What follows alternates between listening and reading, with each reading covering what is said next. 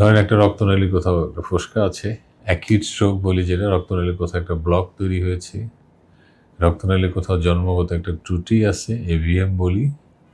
রক্তনালী over the year যাদের diabetes pressure আছে আস্তে আস্তে ন্যারো হয়ে যাচ্ছে।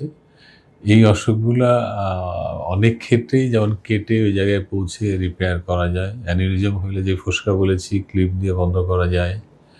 এভিএম হলে এক্সারসাইজ করা যায়, বা স্টেনোটিক ডিজিজ হলে ওই যে অ্যাথ্রোম্যাটাস যে প্ল্যাকটা আছে, যে জিনিসটা বন্ধ করে রেখেছে সেটা কেটে বের করে রিপেয়ার করা যায়। এটা হচ্ছে সার্জারি। কিন্তু এইসবই আবার নন সার্জিক্যাল পদ্ধতি আছে, না কেটে আমরা অ্যানিউরিজমটা যে ফোসকা বলেছি আমরা কয়েল দিয়ে ভরে দিই, এভিএমটা আমরা গ্লু আঠালো জাতীয় জিনিস দিয়ে আটকিয়ে দিই।